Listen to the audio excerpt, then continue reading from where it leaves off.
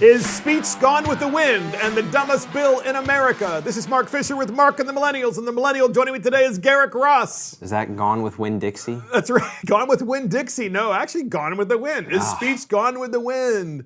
And the dumbest bill in America. And of course we have with us Christopher Hopkins, our assistant producer, and Adam Katora, our producer. So is speech gone with the wind? Well, maybe so. Dr. Cornel West of Harvard University, our elite, prestigious institution, demonstrates for all to see that he is a race baiter. He's also a revolutionary, of course, because he just thinks that everything about America is bad. He thinks nothing is good. But here is the thing. When you watch this clip of Dr. Cornel West, where he is debating Leo Terrell, civil rights attorney. Correct. Yes. When you watch Cornel West, the first thing that you think of is he is completely out of his mind and incapable of having a civilized conversation. That was my first reaction, which is, how do you move ahead in America if someone who is a doctor and teaching at Harvard talks to people the way this guy Cornel West does in order to try to get across his point? Or is he just convinced that he just wants to kill the whole world until everybody thinks the way he does? Sure looks that way when you watch him. So setting this up, Hannity has Cornel West debating Leo Terrell about, obviously, the police and the riots and what's happening in the United States now with respect to the African-American community and also with respect to what's happening in the United States with respect to the police. Okay, so that's the setup, and it goes really south quickly. And we have this clip. Let's do most things on Hannity, but... Look, usually we wouldn't replay something on Hannity, but this shows you it's the conversation that is going on about how to effectively deal with change. Because I think there really is two camps here. There's like, we can do change, and then there's the camp that says that the change that we're all trying to do is not good enough change, and that we need to go farther, but not just farther in terms of like more reform. It's a breakdown of all things that are American institutions and a total rebuilding of how we deal with America as a concept. So let me ask you something. Have you ever had a conversation with someone about a hot topic whereby they found it necessary to yell in your face to the point where they looked like they were a wild nut job, and you realize, I need to extricate myself from this conversation because this person is nuts and is not capable of speaking in a civilized way and debating a topic. I will say, I guess I'm blessed that has off that the happened top to you? of my head that I can't really think of many examples. It's happened to me before. I'm sure. Yeah, given your career it's happened to me and things before. that it's happened before, and it's kind of like it would be intimidating. I feel like if it was happening to me, it would be very. I would just be annoyed by it. It's like, here I am in good faith trying to have a civil discussion about, what is the best way to reform things and, take the benefits of how society works now and then change the things that don't work. And then walk away saying, okay, maybe I didn't convince them of anything, but at least we can have a conversation. Dialogue, and people at home can take things away from that and, Well, that didn't happen on Hannity. Cornel West went nuts. We have this clip. You have to watch it to believe it. Here it is. Why didn't he fix the violence? Why haven't they fixed our broken school systems? We have failed America's children. Sean, you asked Dr. Cornel West the type of question you asked in a court of law. He won't answer because he's just giving you old talking points. I'll speak to you, Dr. Cornel West, black man to black man. There's looting going on, and you try to conflate. No, it's my turn. It's my turn. You try to conflate protesting and police misconduct. And shame on you. And you're absolutely wrong. You won't address the issue. You will refuse to address the issue because I'm talking to you. You're not my brother. You're not my brother. You are hurting black people by acting this position. Jeez. So here is an interesting conversation, if you want to call it that, whereby you have members of the black community who own things. Maybe it's businesses, maybe it's homes. They have a stake in America. They have property and then you have things like that. The radical nut jobs like Dr. Cornel West of Harvard, who are in academia, who are teaching your children that nothing in America is good, that everything is racist and that we should defund the police and that it's okay to burn down neighborhoods. By the way, the same neighborhoods where many of these African American and black families obviously own businesses. It's ridiculous. And you saw that firsthand. I can't believe it. What is the millennial perspective on Garrick? What is the millennial perspective on this conversation about, So I can't police speak. brutality, so et cetera? I will say for my own, and I think a lot of this goes down to academia. I mean, Mr. West is a doctor, and he is somebody who lectures at Harvard and has classes, and that people attend these things at an elite institution that frequently produces people in high authority in the United States. And I will say that it's a little concerning that there's this type of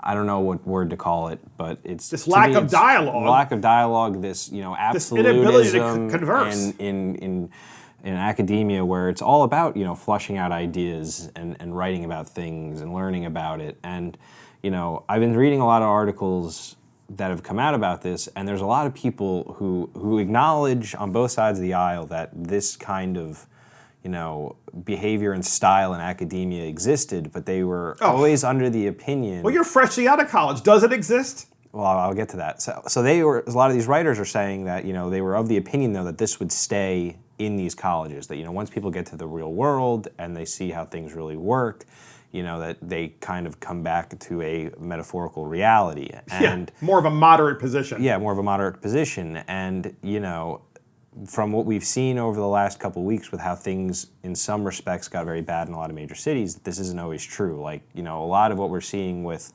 extreme positions are now becoming mainstream in certain, with many millennials, no doubt about it. Now, from my personal experience in college, I was fortunate in that, having majored in political science and having a lot of professors deal with the topic of politics, that everybody was very open-minded. But I did find that when it came to topics outside of political science is where people get very narrow-minded about the concept Such as, for example, civics. Give an example. You'll find people in any kind of sociology or anything that's outside of who deal with the civics of politics who kind of get narrow-minded about things.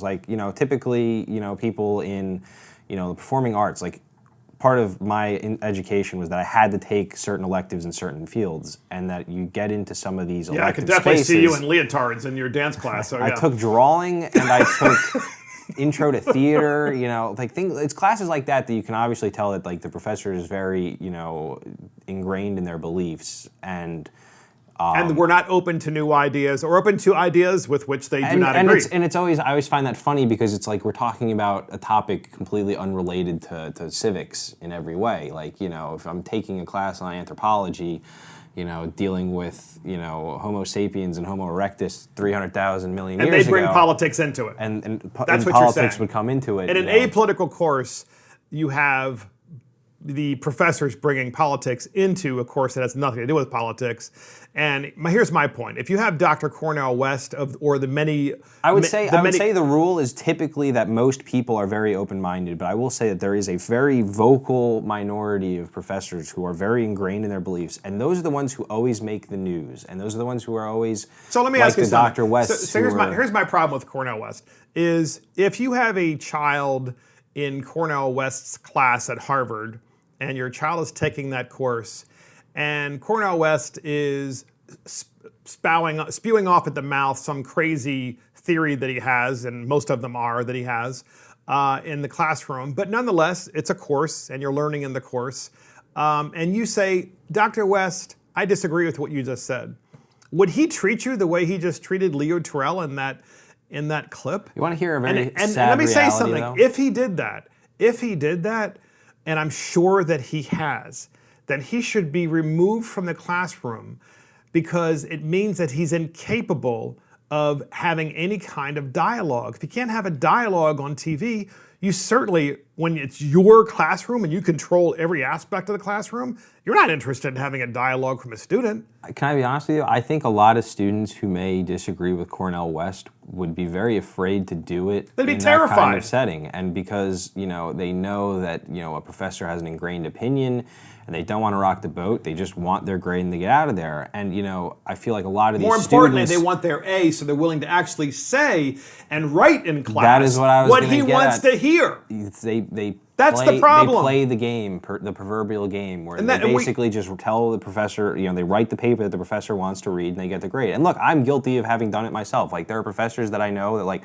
I have a very staunch opinion on something, but I am not going to, risk my academic, achievements just to have a disagreement with a professor. And like, I might be, with the professors that I've had that I've done that with, that I may have been unjustified, but it's the fear is there, with a lot of conservatives on campus. So therefore, you want to at least get through his class with a minimum of a B, but hopefully an A, and therefore you don't want to offend the professor, because if the professor asks you, I want you to write it. Let's say the assignment is as follows. In contemporary politics, a course about contemporary politics, the professor says, your assignment over this weekend is to write a 3-page paper about any political subject that you want in America where there is a huge political divide. Sure. And I want you to provide your argument as to why you are correct. Not always good at finding non-controversial ones. So but- let's say you write the paper and you pass it in on Monday, and then it's about abortion, and you are Very anti-abortion. you're very pro-life. You're pro-life,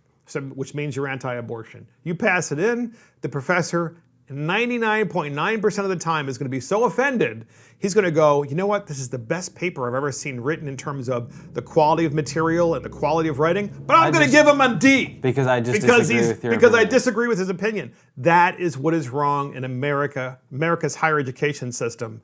And it's permeating every aspect of society, because we got these snowflakes, I'm sorry, I'm going to say it as a boomer, we got these snowflakes coming out of college going, well, I was always doing what the professor told me to do, so that's the way corporate America is supposed to be. Yeah. Now, do I think it's look, I've been blessed. I have had most of my professors, if not. You just said you were a great. sellout. Yeah, I'm saying most of my professors are good. Usually you can tell, like, with a professor whether you agree with them or not. But I just want the podcast listeners to know that Christopher Hopkins, the assistant producer, is laughing really hard when I said that Garrick is a sellout. I'm sure Chris is sold out too. Absolutely. Thank you very much. It is just, it's easy. Like, I mean, why?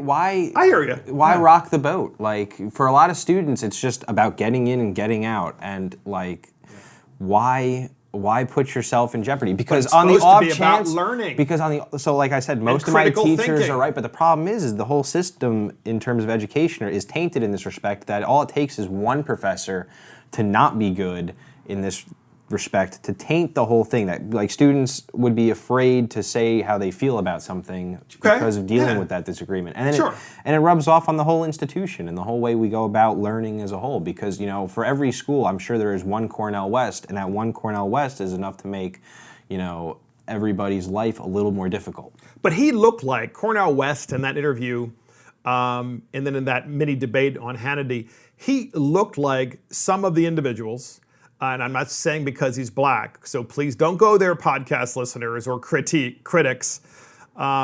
He looked to me like many of those individuals who were crazed in the streets, in that he wasn't able to keep himself composed and actually articulate his positions of why there needs to be change, and more specifically, what that change would be.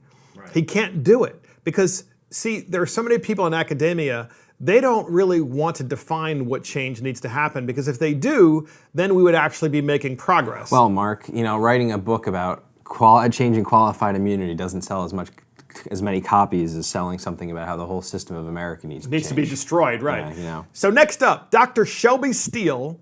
He is a doctor and professor at the Hoover Institution. I like the Hoover Institution. The Hoover Institution is part of Stanford University in California. Mm-hmm. And Dr. Shelby Steele is an African-American who is a professor there and part of the Hoover Institution. And he was on Martha McCallum, and he was being interviewed to discuss race relations in the United States and how the politics of white guilt does nothing to improve black lives.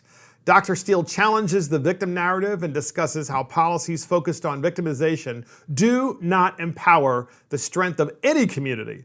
And we have 2 clips on this. These are really worth listening to because the Hoover Institution, of course, is that institution in the United States that is the outlier in terms of using critical thinking, applying that critical thinking to the current state of affairs, and talking about the underlying causes in all communities of what's happening in those communities.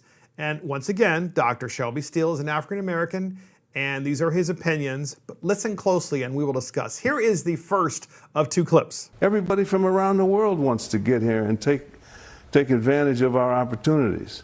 We have got to get past this sort of dwelling in our history of victimization, and we've got to move into freedom and seize it.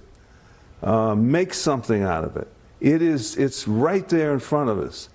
It breaks my heart to see young people, Black Lives Matter, angry and still going over this victimization as though that's the truth of who we are as a people, is that we've been victims.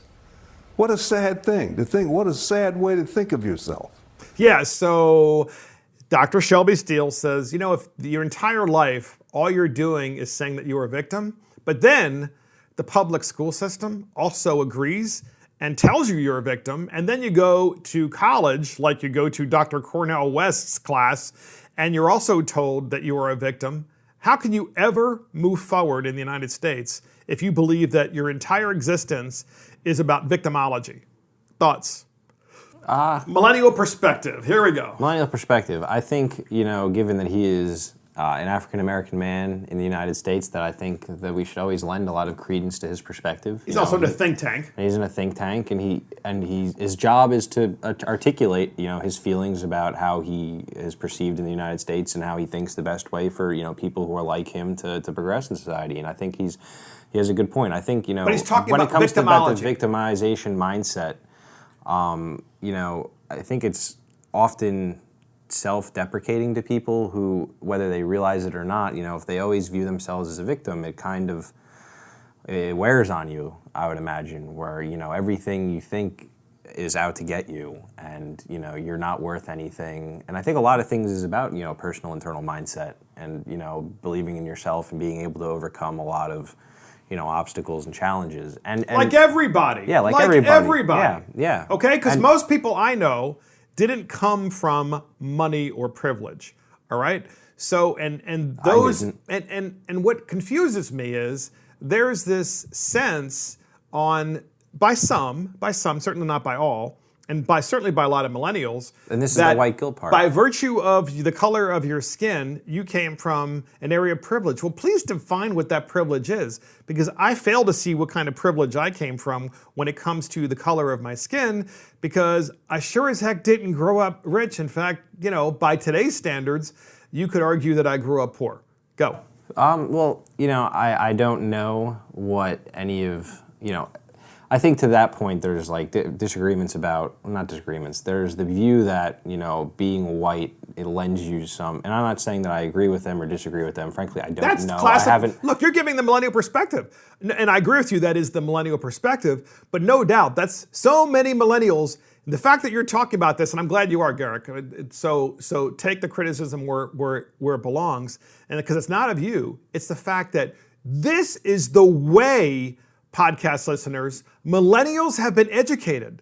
The idea that they are bad because of the color of their skin. Right. Now, it is wrong my divergence that in this teachers have done argument this. is that I don't believe that anything is bad based on the color of your skin. And this goes to the white guilt part. I mean, we've shown a couple of videos on the podcast, and we've seen a lot of these really interesting things happening in social media where, in order to allow white people and white millennials who have this guilt about, race relations in the United States, quote unquote, atone for their sins. We've seen a lot of people who have done these things that I don't think do anything to really progress race relations or even help the cause. They just kind of do it for their own self-appreciation and, to make themselves feel better about themselves. And So, that is how a lot of millennials feel about the issue. And, I'm not an expert when it comes to race relations by any means, and I don't really understand, the plight of an African-American man in America very well because I'm not one. But, this is predominantly how a lot of millennials view this issue, It is, and boomers view this issue, in my opinion, sympathetically on the one hand, but boomers also view this issue in a way of looking at it honestly. And Dr. Shelby Steele, we have a second clip from him. Right. And this is where I'm going with this. Listen to this clip because he talks about some of the biggest problems in the black community. We're going to discuss that in a minute, but first, here is the clip. Our central problem is the breakdown of the family. 75% of all black children are born out of wedlock. They don't have a father. There are very few men around in the community. When I was growing up, men were everywhere. Everybody had a dad. Yeah. A good one or a bad one, but they had one.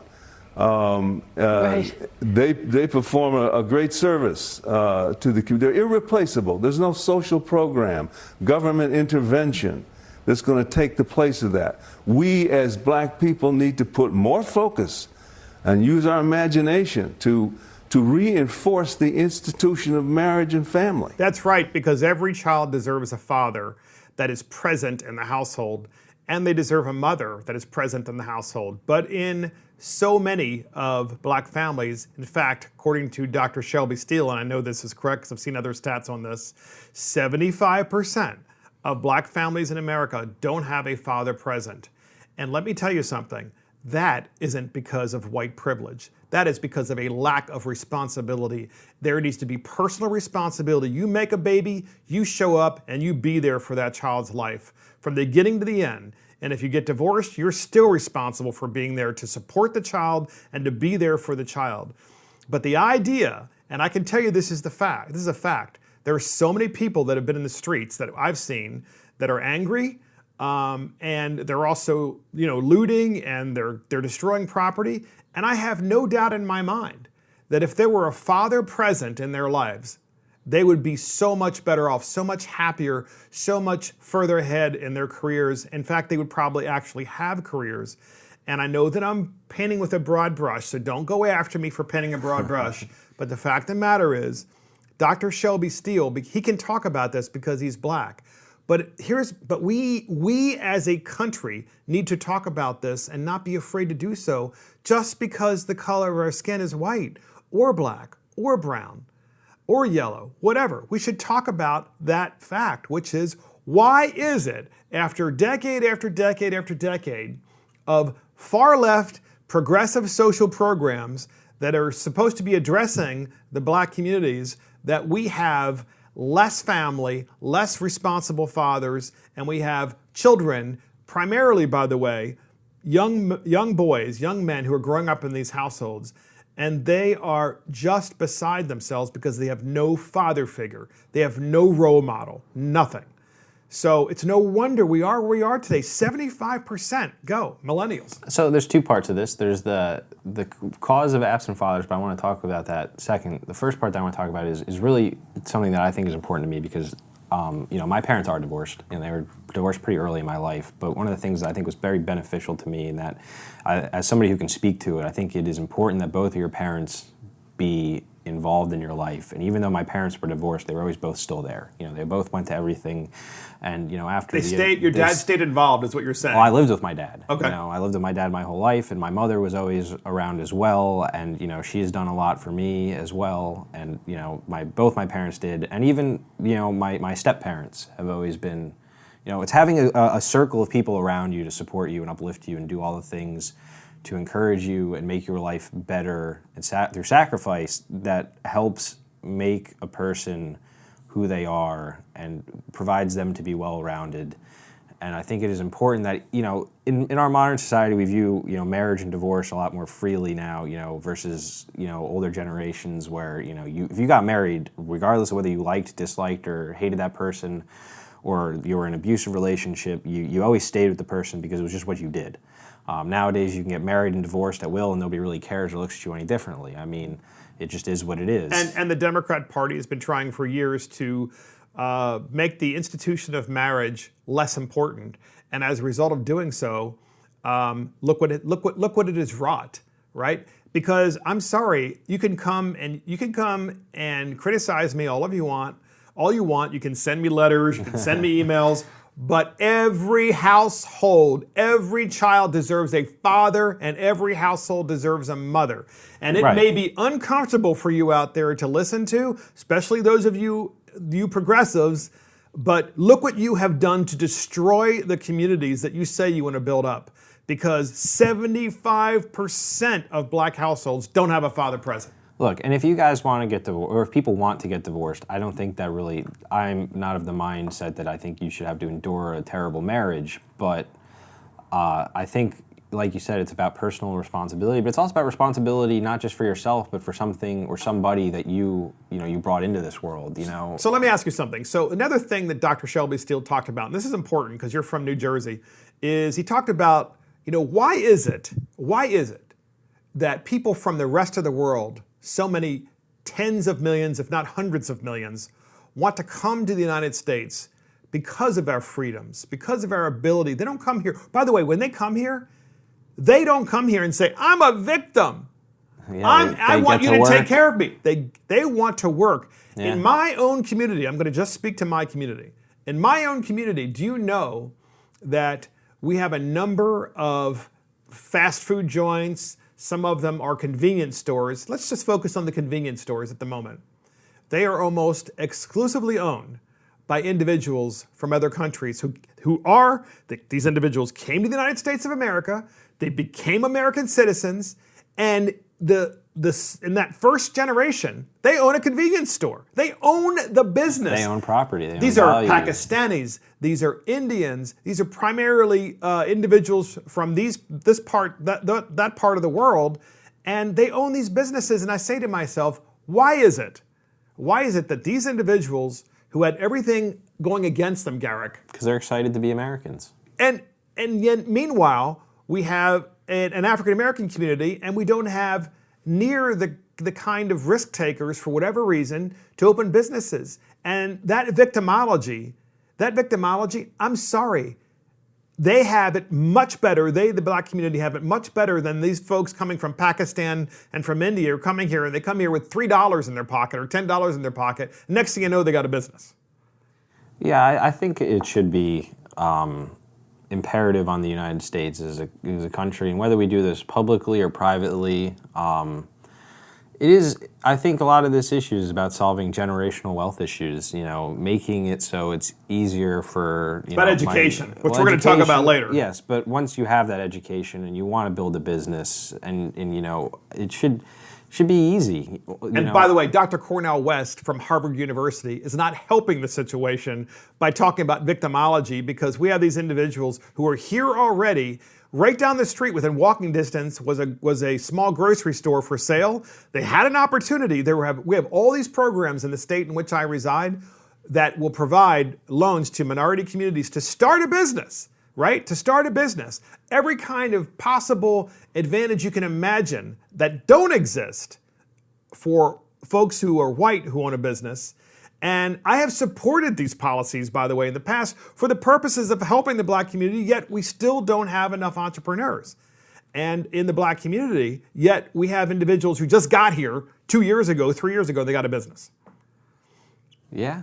I mean, New Jersey too, right? Correct me if I'm wrong. I think this isn't, a Northeast issue. I think this is pretty much a national, I'll give you another example. Nail salons, right? There's a Thai family in my community, right? They opened up a nail salon. I think they have 2 now, right? I want you podcast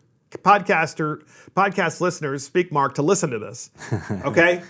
This Thai family has at least one, I think they have 2 now, nail salons. Do you know they have a beautiful 4,000 square foot home that's new, that has a 2-car garage, got an acre of land. And they live in a safe neighborhood with great public schools in a beautiful area. This family, they're first generation, right? And they were open. You know how they were able to open this business? Because it doesn't cost a lot of money to open this kind of business. They figured it out. Yeah. And they're willing to work 7 days a week. They're willing to do what it takes to get ahead and to live the American dream. I'm tired of the excuses. I'm absolutely tired of the excuses. And I'm tired of the victimology. And we have to be talking about this honestly. Because if we don't talk about it honestly, we're never going to get past, this whole situation where we are now in America. So listen to this, podcast listeners. HBO Max removes Gone with the Wind from its streaming library. Oh boy. HBO Max removes the great movie Gone with the Wind. I say great movie because it's considered one of the greatest movies of all time. Still the highest grossing film of all time when adjusted for inflation. Very well said. And 10 Academy Awards, right? Yes. Including the first Academy Award for an African-American film star. I want to make this clear. Right? Gone with the Wind, like all movies, are a representation of the time, right? Of the time that they were made. And sometimes a movie is made in contemporary America in 2020, but it was about something that happened 100 years ago. Yeah. And Gone with the Wind, of course. 1939 for something that happened, back then that would have been, 60 years Civil ago? Civil War, 60, right. 70 years ago? Okay. Yeah.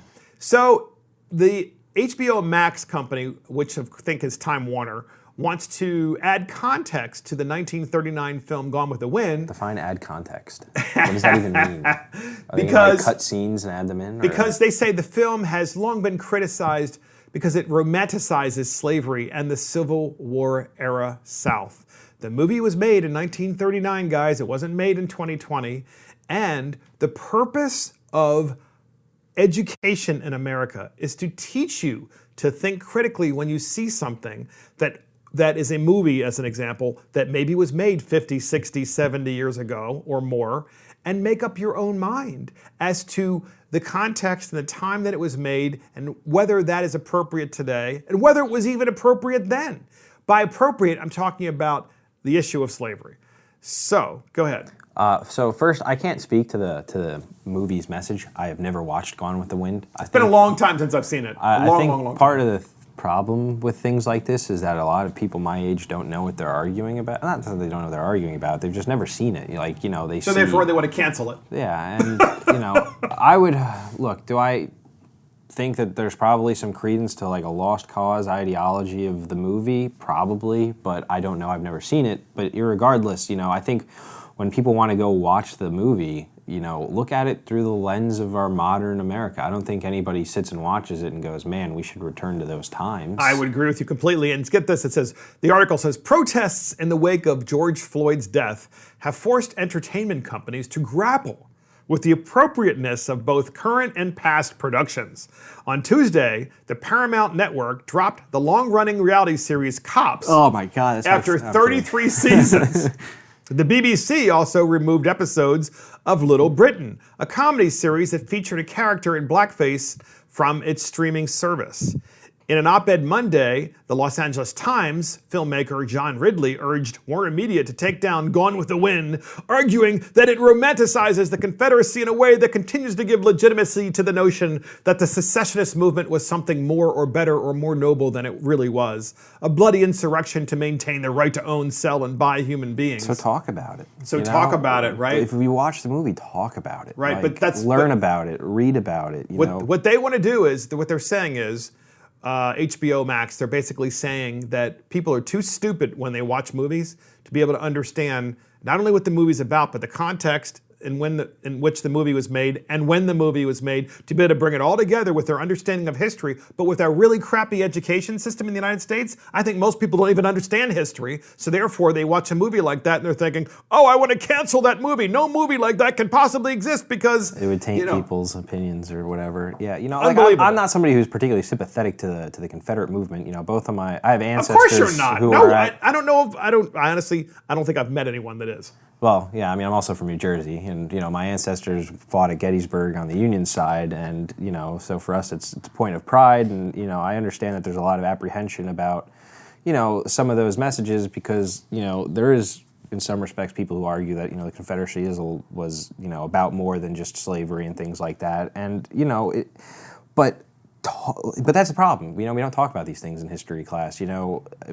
Everything's like a 2-week segment about some topic, and then you move on, and then you repeat it year after year after year, and you basically get the simple idea. The United States, had So a you war. mentioned this. You mentioned this, by the way. You said that it was the highest-grossing film of all time, adjusted for inflation.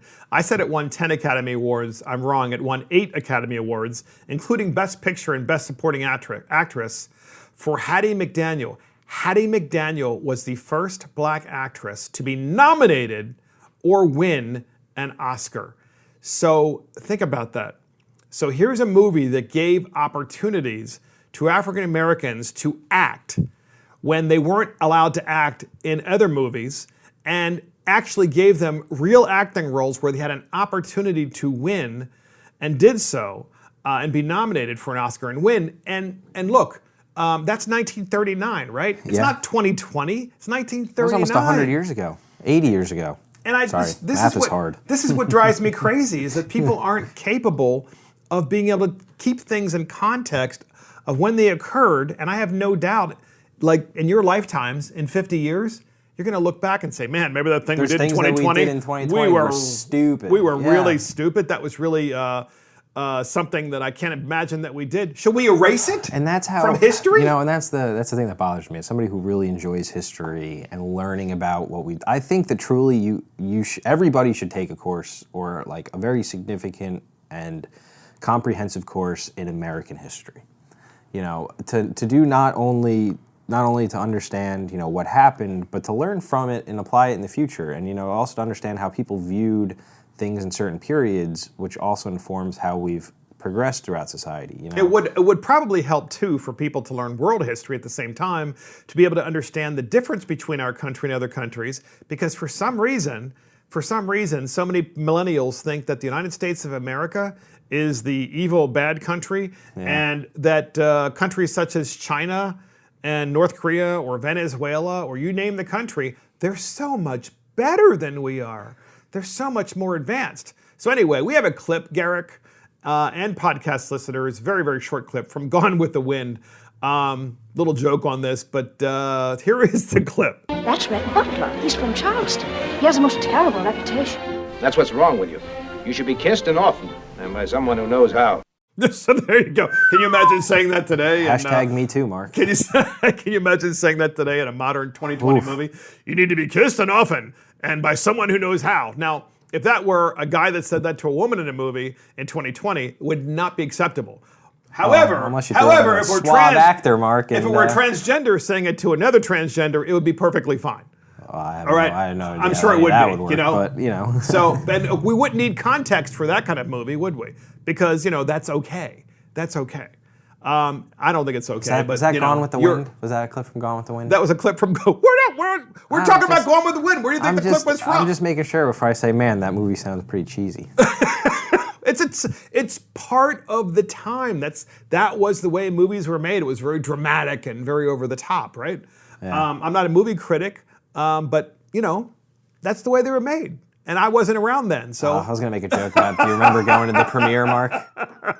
I knew that was coming. You got to beat me to it. So we've been talking, podcast listeners, we've been talking at Mark and the Millennials about the idea of a need for more history in education, more history curriculum in education. Not just American history curriculum, but world history curriculum, and critical thinking between our system of government and other systems of government, not just in the past, but also the present, and what makes us different, what makes them different, what's working, what's not working. But let the students critically think for themselves so that they can come up with their own conclusions in their own mind. And here's the thing.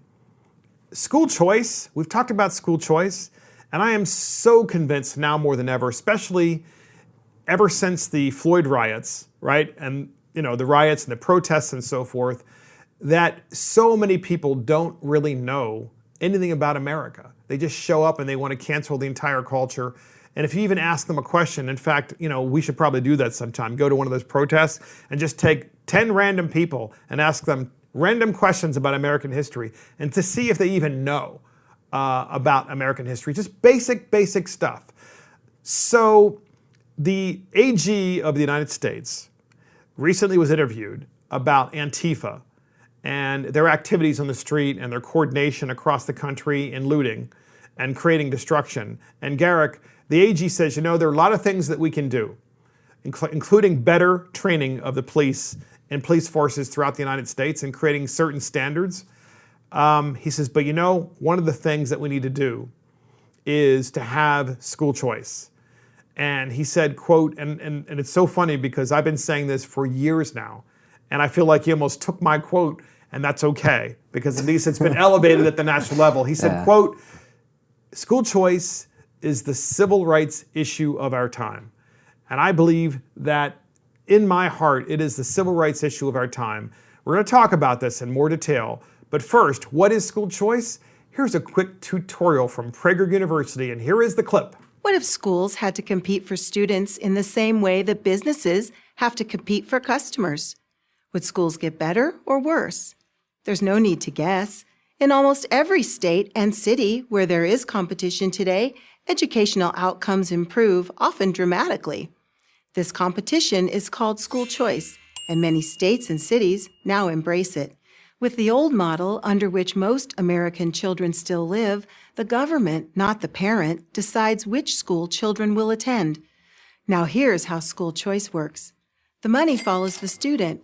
Every child receives funding that their parents can direct to the school of their choice, public, private, charter, or even homeschool. The money follows the student, rather than the tax money following the unions.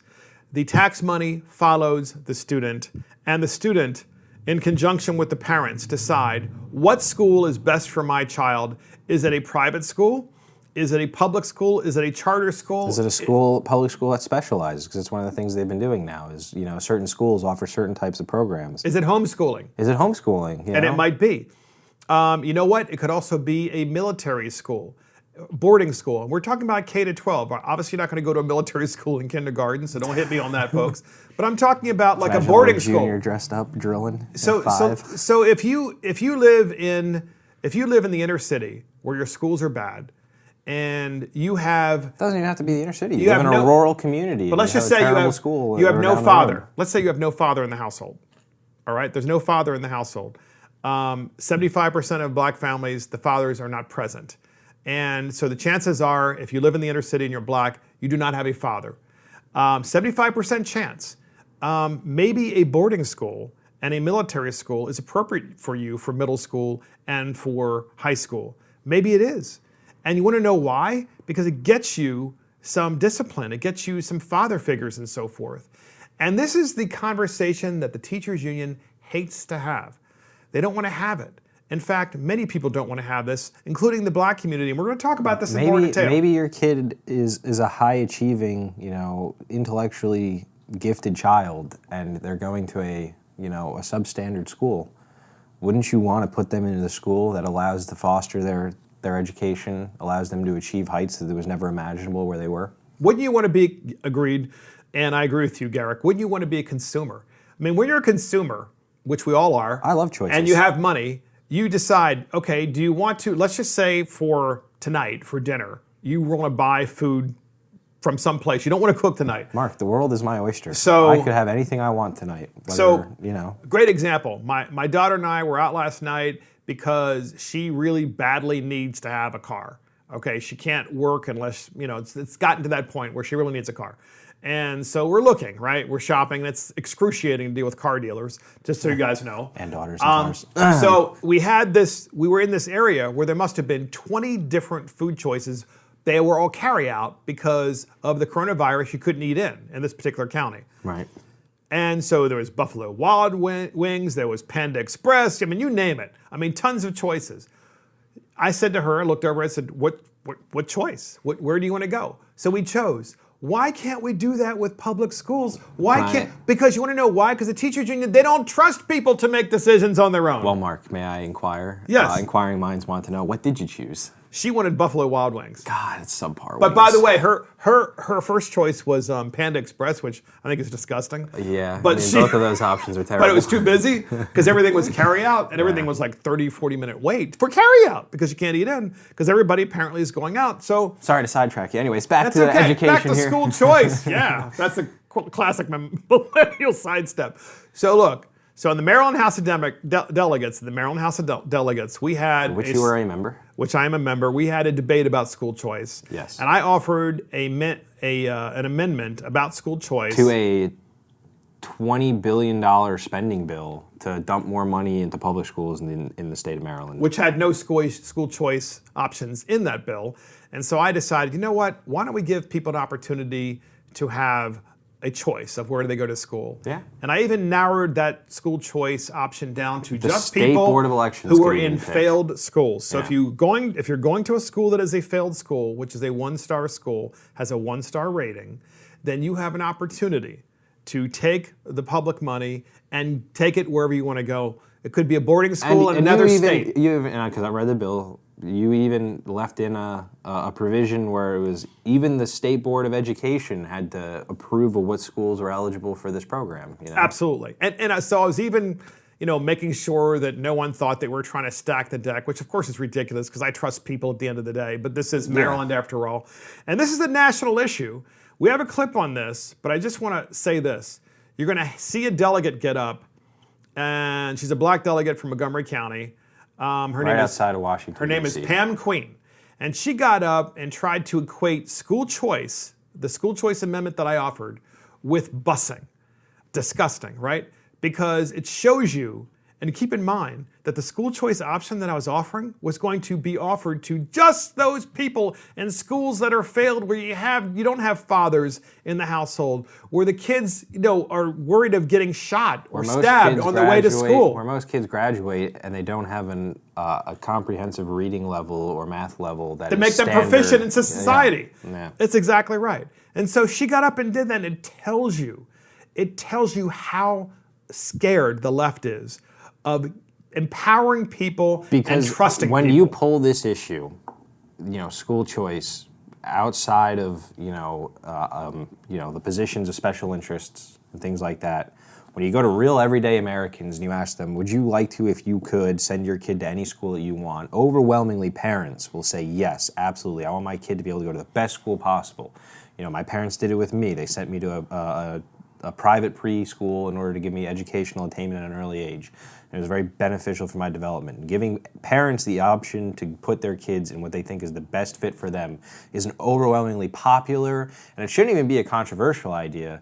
And I think that we will beat this drum and march We're going for to keep doing it as long as we can. So look, if you are in a wealthy suburb, right, and you have these great schools, doesn't matter, public, private, etc., and then you have this other kid who's born in a very poor area and has really not very good schools. By the way, I was that kid who went to a really bad public school system. It was an okay public school.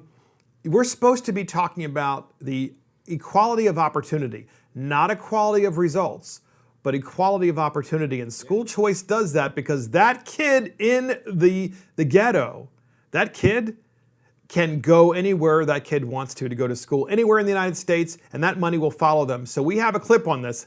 And this is me, by the way, offering the school choice amendment and being interrupted by a black delegate from Montgomery County, Maryland, probably one of the most woke counties in the country, and corrupt counties, by the way, and basically saying school choice is like busing. And here is the clip. Madam Speaker.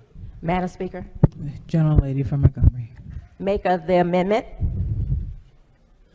Question for you. Sure. As a parent, and if my child is going to a low-performing school, with this amendment, they would be able to go to a high-performing school of my choice? So, as the amendment says, that the school, which is an alternative school, would have to be approved by MSDE. So MSDE is still in charge. And so are you as a parent. So your child, to be clear, what the amendment does is say if your child is in a school with a 1-star rating, just 1 star, which means it is a failed school by federal standards, then you as a parent have the opportunity, first of all, to be notified that that's the case, and secondly, to send your child to an alternative school that is approved by MSDE. A super modest proposal. As a parent, then, should I call this a busing bill? As a parent, you should call this a choice bill. I think this is a busing bill, and I thank you Well, very I much find- for your answer. Thank you. I find that offensive. I find that offensive because the children who are in the failed schools are predominantly African American children, half the failed schools in the city of Baltimore. I find that offensive because I went to one of those schools. And I find it went to- offensive for you know to what, say Madam it's not Speaker, a I have the busing bill. floor. I have the floor. It's ridiculous. It is. It is so insulting. It is so incredibly insulting that I'm offering an amendment to give people a choice to go to a school so they can get up and out. Madam Speaker, I'm going to finish with this. You and I went to the same high school, public high school. That school is one of the failing schools. You went to Lansdowne High? Yes, ma'am, I did. Any further debate? So there you go. So, and then shortly after that debate, the bill went down on a strict party lines. Every single Democrat voting against school choice in the state of Maryland, and every Republican voting for school choice in the state of Maryland. As you can see, Maryland has an historic black leader of the Maryland House of Delegates, the first time ever Maryland's had a black leader of the Maryland House of Delegates.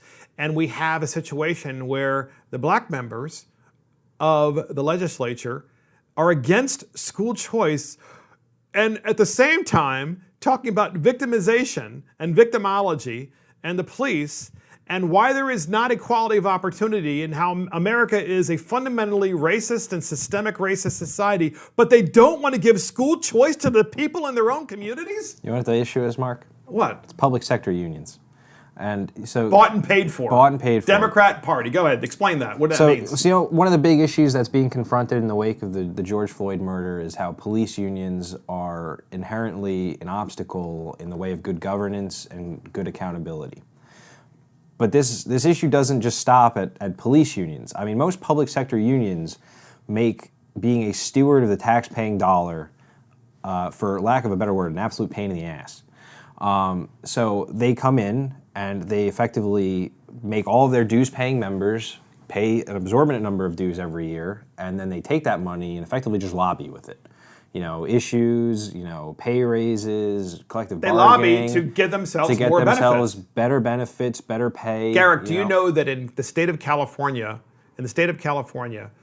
$300 million is raised from the teachers' unions, from the teachers themselves in terms of dues, and is used to do just that, to give themselves more raises and more benefits. My political, I guess, he's not my political hero, but somebody that I enjoy in politics a lot is my former governor in New Jersey, Chris Christie. And one of his big things in New Jersey was when he got elected, there was a severe budget deficit, as well as there was an issue of solvency when it came to the public pension system, because a lot of these public sector unions make it so that they're given these exorbitant benefits and exorbitant payouts. And so what he basically did is went to work tackling public sector unions, and he made it so that there was a cap on how much money they could take, you know, how they collective bargain. One of the things was sick time. You know, do you know in most states, if you don't use your sick time as a public employee, it gets banked. And when you retire, you can cash it out. But you don't cash it out, and they cash out whatever your hourly rate is. So explain that. So that means that you'll get a lump sum cash payment on the days that you accumulated in terms of sick leave but never used. So you're given sick leave to take off because you were sick. And that was the purpose of sick leave, right? Yeah. But because you don't take those days, you're owed the money for if you'd have taken them. So you're getting paid twice. So you're getting paid twice. You're getting paid. So you're getting paid to work when you weren't sick, but now you're getting paid for going to work even though you weren't sick. And it's like, and you didn't take the day, so you're getting paid twice. twice. So you're getting paid twice, which is ridiculous. But they don't even pay you based on the salary you were making at the time. They pay you based on how much you're making at the time of retirement, which for a lot of these teachers in these blue states is a lot of money. And we wonder why the blue states are in trouble, and right? So you're getting we wonder why we don't want to bail them out. $1 million payouts. Well, I'll tell you one thing. What I would love to see about school choices, I would love to see if we could have, and this is the only way it's going to happen, by the way. We're going to need a Republican president and a Republican Senate and a Republican United States Congress. And we're Republican states. And we're going to need a block grant from the federal government to the states, and they can choose to accept it or not. Yeah. If they don't accept it, they don't get it. Yeah. But if they do accept it, they have to use that money only for school choice, and only for those districts where the schools are failing schools. Another great example. Talk about equality of opportunity. That's the way to get it done. Another great example, Florida.